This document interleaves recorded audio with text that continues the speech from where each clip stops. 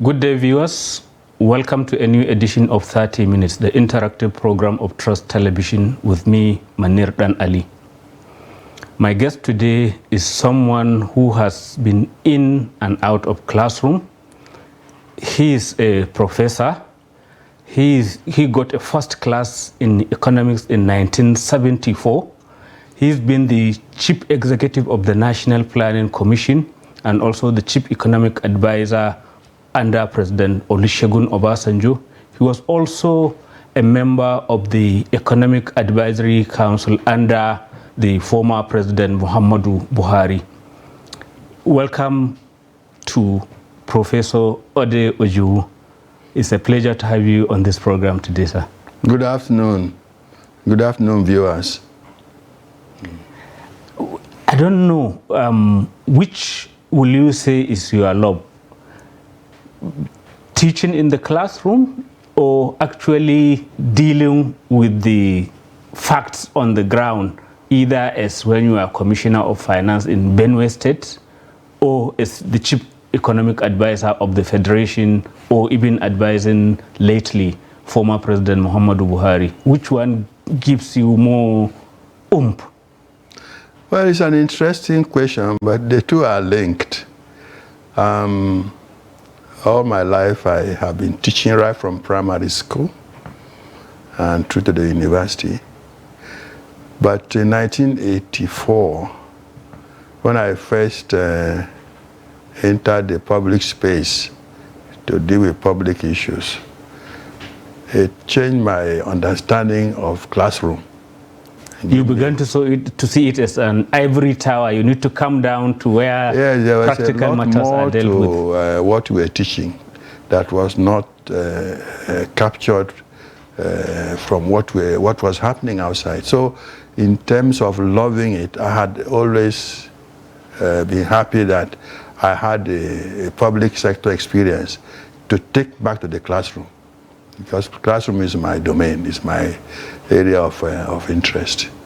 So it's been very, very interesting working with government, dining with presidents and dealing with ministers and understanding the economic perspective from the point of view of policy and interest structure to bring back to the classroom. But which one is easier or more satisfying? Is it molding the young brains into maybe what you may want them to be, or actually helping to take decisions that will affect millions of Nigerians? I will say both in a different sense. Both in the sense that when you are involved in policy advice, you can see or fail to see how what you are recommending is implemented, which may immediately either make you happy or frustrate you. But in the classroom, you can see potentials of future human beings taking responsibilities when they grow up. But that by itself will not tell you whether they will do what you are teaching them to do. So one gives you immediate result. One gives you a long expectation of what the future of Nigeria will be. So I've always liked it that I want to teach people who will take responsibility after us. While the public sector dealing with officials of government gives you an immediate assessment of what you are doing right or what you are failing to do right, the long-term hope for Nigeria lies in the classroom. So dealing with these big, powerful, mostly men, as presidents or as governors, as you did in the case of Benue in 1989, 1990. Is it easy? I mean, because you've also dealt with one of the most powerful presidents in Nigeria, Olusegun Obasanjo. Is it easy working with people like that? What I saw in two of them was that Atom Kwara, who was my governor, military governor in Benue State, was very eager to listen. Very, very eager to listen and to implement. But unfortunately, our regime that time was short-lived, so a lot of the things we planned to do didn't quite work out. When Obasanjo invited me to his administration. You know, it was in his second term. Yes. A lot of things were already put in place before I got in there. And I found him a very voracious reader. If you presented anything to him, he would go through it line by line and mark everything he disagreed with for you to answer. How does he contrast with, say, Muhammadu Buhari? I didn't have direct contact with Muhammad Buhari. We were in a team. We made presentations to him and then we departed. I didn't have one-on-one with Buhari. But what I saw in Buhari was that he was very willing to listen and also eager to accommodate our views. But the extent to which his ministers wanted to implement was questionable. Because he's been seen as more like an absentee leader, he over-delegates. I didn't see him in that sense because each time we made a presentation to Buhari, he was taking down notes by himself. And when you came back the next time, all the ideas are implemented. I'm questioning us about those ideas, about our views. And sometimes he will use our views to criticize his own ministers. And there are follow-ups. The follow-up was very challenging because one of the principal issues there was coordination. And while everybody wants coordination, nobody wants to be coordinated. Because in coordination, you have to surrender to a certain level of authority from somebody else and ensure that you are doing what you are told to do. But there was this territorial defense. Everybody wanted to keep his own territory. And even sometimes territorial encroachment, as you saw, for example. Yes, in some ministries. Yeah, so that was a difficult thing that was not quite useful to his administration. How do you then come into the present administration? How do you recommend it to go forward? I mean, no cabinet yet. Some advisors have been appointed, and then some big policy decisions have already been taken to do with forex, to do with fuel subsidy. Where do we go from here? I think that what Tinubu has done is extremely courageous for two important reasons. There is no more road along which to kick the subsidy can. So it's either you face a fiscal collapse of the state, which was very threatening. That is, the government can no longer pay its bills. It can no longer pay. In fact, even down to subsidy, we're already borrowing money to pay for the subsidy. And the Minister of Finance said that much. So coming to say that the subsidy is gone, it's either the subsidy was gone or the fiscal stability of the state was gone. And the fiscal collapse is a far greater threat to Nigeria than the sufferings arising from the removal of fuel subsidy. Are you sure ordinary folks will agree with you? Because, you know, people have started like screaming that it's very hard. We can't do anything. We can't even feed in some instances. We have to cut down because price of staples like maize have started shooting through the roofs. They are right. That's not my point. I'm saying that fiscal collapse is a greater threat to the hardship suffered from the removal of fuel subsidy. If you had fiscal collapse, even this salary increase that you are looking for, you can't even pay salaries anymore. The fiscal collapse is a next step to state failure. So if you can't run the state at all, then it is very difficult to revive it. Fiscal collapse leads to political chaos. But what we are doing now, suffering now, is the reality of our inability or unwillingness to face this same reality way back. So he has announced it, and we are going to suffer severely. But the good thing is that the debate is now taking place within the framework of subsidy removal, not debating whether or not to remove the subsidy. And so both the people and the government will find mechanisms for adjustment, and that is already happening in many ways. But it's not just the subsidy removal. There is the double whammy, if you could say so, or if I could say so, of also the forex from 400 and something to now 700 plus. And then there is also the electricity tariff increase that is going to kick in from 1st of July. Are you sure we can all accommodate this at the same time? Well, they are already here. What they has done in respect of the foreign exchange unification, which is an intention. So measures to unify the foreign exchange are important. Right now, you know that just before the policy intent, and I say intent because it's a process to get it unified, the policy, before the policy intent, the gap between the official rate and the black market was above 60%, which provided the space for arbitrage. But since the announcement, that has collapsed to about 10%. So that what we are witnessing in terms of rising prices, yes, that will be there, but it will be short-lived if the policies to follow are vigorously pursued. My hope is that the courage with which he announced subsidy is gone will be followed by the same fiscal discipline to ensure that the efficiency of government is restored. Which is what a lot of people are saying, that the cost of government, I mean, is soaking up a huge chunk of the resources of the country. Shouldn't that also be something to look at? Yeah,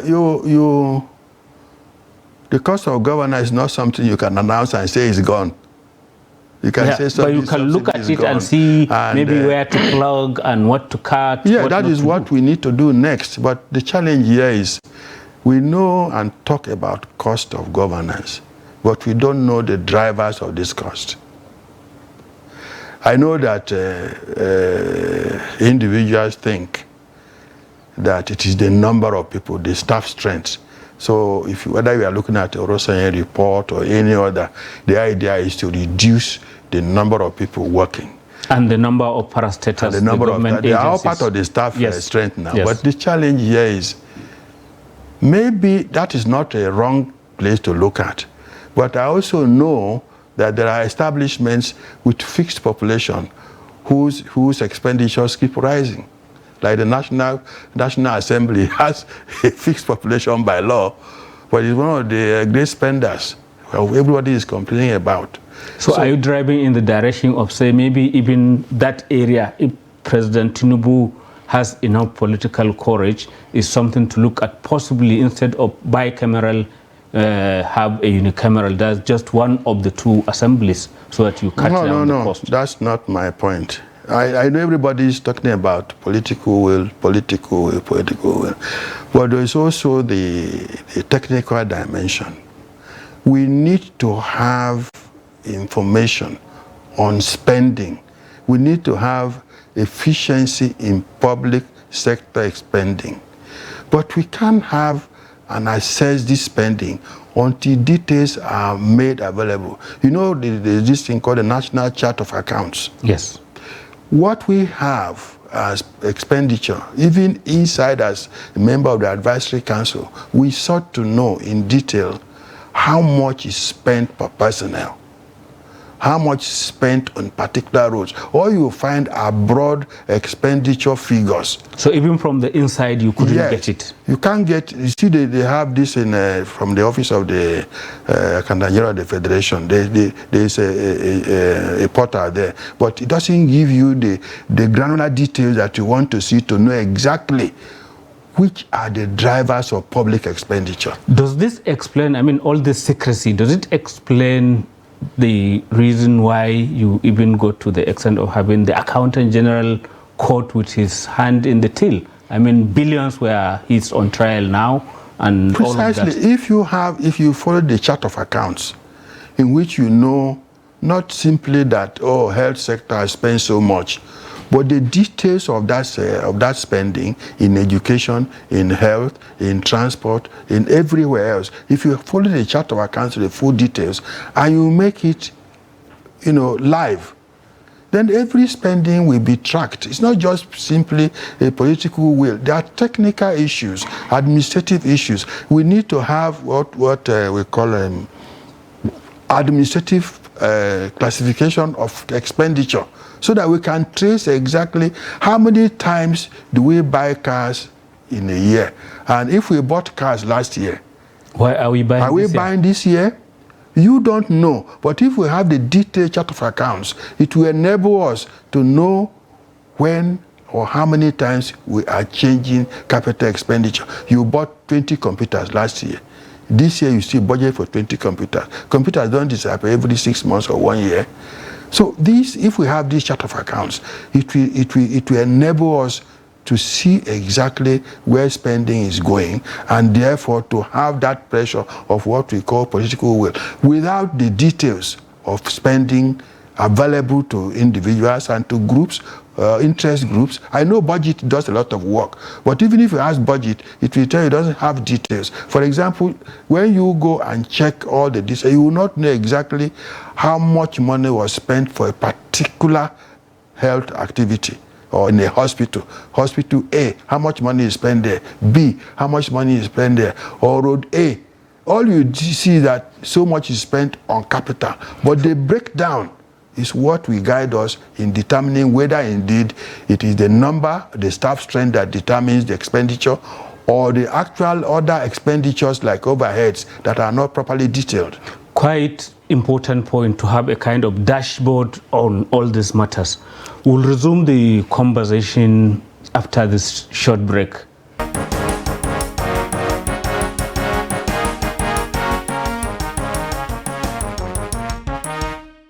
Welcome back. If you are just joining us, it is 30 Minutes, the interactive program of Trust Television with me, Manir Dan Ali. And our guest today is Professor Ojowu, an economist and a former public servant. Professor, the new government, because that is where a lot of interest is, as we said earlier, they kind of taken some of the tough decisions, but then it's the granular details of what they do after. And are you sure that, because in the past we were told that subsidy has been removed, and then later we heard that it is back again. Are we sure that this time around it will be gone for good? Well, first, as I said earlier, I think we need to commend President Tinubu for saying that the subsidy is gone. We import our refined products, and also any time that the relationship between the naira and dollar alters against the naira, we get hit higher. And so we must be continuous adjustment of the price of PMS. The challenge we have here is the nature of that commodity. There is no direct substitute for PMS. You cannot say, for example, oh, the price of PMS has gone up, therefore let me go and buy diesel, unless you have equipment to use a diesel. But I've seen some inventive Nigerians now have started finding ways of using gas. That is part of the coping mechanism that you can credit to Nigerians. So if the price goes up and if the import price goes up and the domestic price also goes up and adjust accordingly, then there can be no subsidy. The fear here is that since the commodity is not always in adequate supply, it is possible that even though the market is deregulated, that those who import can still collude to alter the price. What about this recent Dangote refinery that is supposed to come on stream in July? Do you share the sentiment that it will be the elixir, it could solve this big issue, since its production is more than probably the consumption of Nigeria? Provided that we understand that Dangote's refinery is not for philanthropic purpose. Dangote's refinery, when the production comes on to stream, may not necessarily reduce the price of PMS. Even when freight and all of those are not included. It depends on the efficiency in their own production. If they buy crude oil at the international rate, you don't expect them to lower the price for us. The only advantage we might have is, as you say, the freight charges will be reduced, and the other charges related to importation, even at the customs, will be reduced. So it will be domestic. And since it's domestic, it has a lot of products. Refining product does not only end in PMS. You have diesel, you have lubricants, you have all kinds of things that will benefit the economy. And if those things are appropriately priced, and the supplier doesn't take undue advantage of a near monopoly situation, then we can see an improvement in the price. But what is most important is reliability of supply, so that people cannot collude and say today there's no PMS. Because there is this thing about Nigeria that there's no empathy. There's no empathy. Well, it's brutal capitalism. People are all empathy. Out to make money. Even a properly licensed petrol station, at the slightest chance, will empty the tank to jerry cans for the desperate Nigerians on the street to go and sell. So that level of lack of integrity and empathy makes it very difficult for government to sustain a clear policy on petroleum products. But if Dangote comes in and there is assurance that the supply is enough at all times, then this issue might be curtailed. What about the other big issue, apart from fuel? Electricity. We are being told to expect an increase from the 1st of July, and we are still far from where we all envisage. I mean, generation is still low, distribution problematic, and then supply is epileptic in most places. Many places, maybe they enjoy maybe an hour or two, or even less. Why is the electricity sector so difficult to fix? And what advice could you give the incoming government on that? Let me say from the very beginning that I don't have expertise in electricity issues. But I do know that you need to generate electricity, you need to transmit, and you need to distribute. Those three segments, some sections of it, like distribution, has been privatized. The generation, in part, privatized. But then the link, the TCN, transmission, is owned by government. So I don't know, I'm a victim myself in where I live, because we are supposed to be a high profile area and we have a different rate from the rest of the community. But we don't have electricity. Even at that? We don't have electricity. So a lot of us who can afford using generators. Not generator this time. Solar. Solar is coming in because the price of electricity is going up regularly. Solar is becoming more and more an affordable alternative. But there are many areas that you cannot use solar, in terms of maybe you want to pump water, or you want to iron, or you want to do all those things that need big startups for electricity.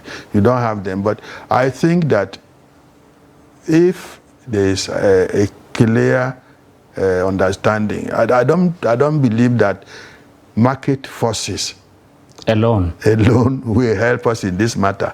It is the kind of incentive that government will create alongside with the private sector. So we have a clear public-private partnership relationships. We are not the only one generating electricity and selling in the world, but my understanding, or what I know, or what I've been told, is that when the privatization took place, it was some government selling to some other members of government, particularly in the distribution sector. That has been the allegation, and nobody has disproved it till now. You did say earlier in a different fora that electricity is very important for economic development.